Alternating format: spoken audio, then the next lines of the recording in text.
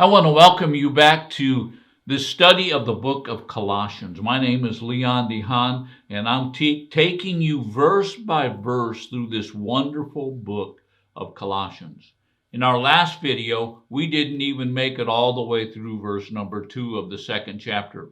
So get your Bibles, turn to the second chapter of Colossians, verse number 2. There is a wealth of information in verse number 2. We talked about how encouragement comes from relationships that are knit together in love. And then the Apostle Paul begins to teach and turn our attention more towards Jesus. And this is what he says. And again, let's just go ahead and just read the whole verse. It says, that their hearts may be encouraged, having been knit together in love, attaining to all the wealth that comes from full assurance of understanding. There's a wealth that comes from the assurance that you get from understanding. How many of you know when you've got assurance of something, it's wealth to you? It's wealth to you. It's wealth all the way in your emotions. It's wealth in your understanding. It's wealth all the way around. When you have a full understanding, or the assurance that comes from a full understanding. But the Apostle Paul didn't end there.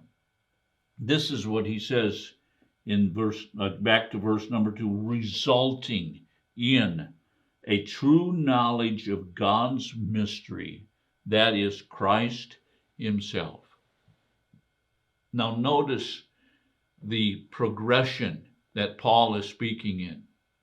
He's speaking first of all about encouragement. And how does encouragement come? It comes from being knit together in love.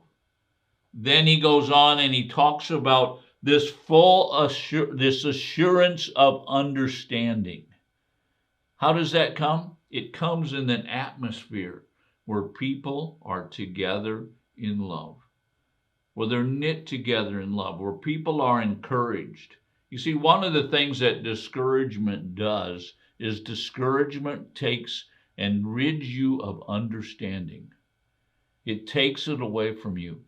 It takes away assurance, the assurance that comes from understanding.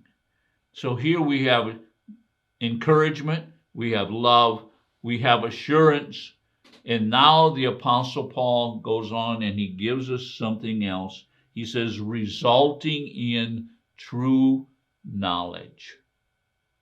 True knowledge, not false knowledge, not just a head knowledge. You see, this word knowledge here in the Greek language is the Greek word eido. And the Greek word eido is different than the Greek word gnosis. The Greek word gnosis is just to know something.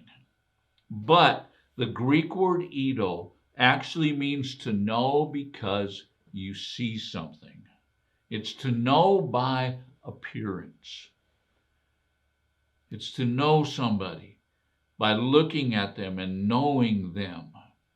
So understand, here's encouragement.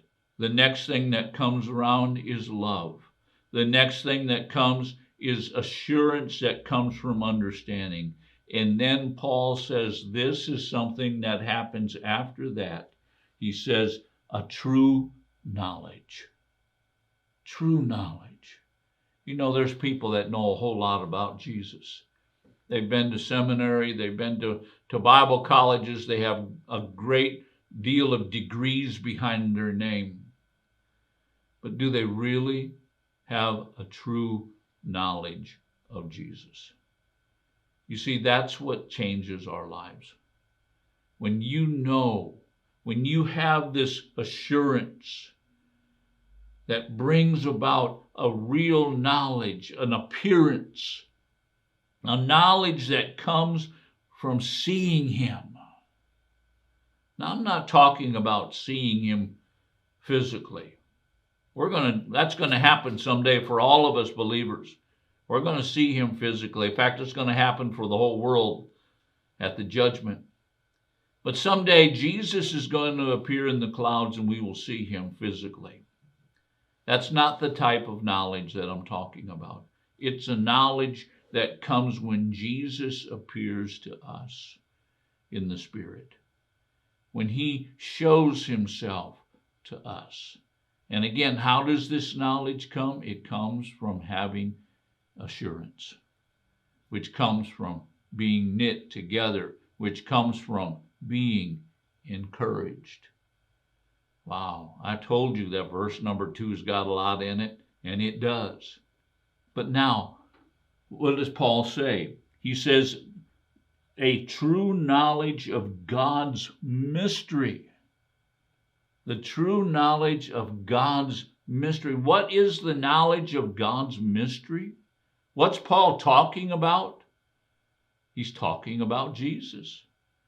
Because he goes on and he says, that is Christ himself. Christ himself. Did you know that you can have a true knowledge? A knowledge that sees him? A knowledge of Christ himself? Now notice what Paul does here. Paul doesn't talk about Jesus. Notice the word or the name that he describes or the name that he uses here. It's really a description of who Jesus is. But he uses the word Christ. Now, to the Jewish believers that were reading this, they knew exactly what Paul was talking about. He was talking about the Messiah. He was talking about Jesus, the Christ, the Messiah, the Anointed One. Do you know that you can have a true knowledge of the Anointed One?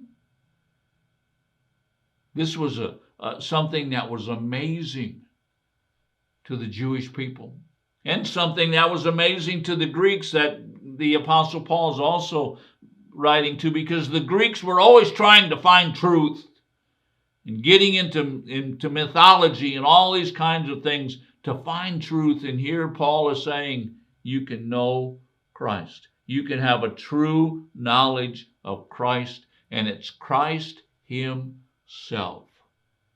Christ, the real Christ.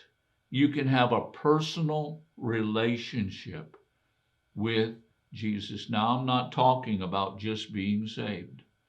I'm talking about a living relationship with him, where he speaks to you, where he appears to you in the Spirit, where he shows you himself. Do you understand what the Apostle Paul is trying to get across to us? I hope that you do. God bless you until we speak to you again tomorrow.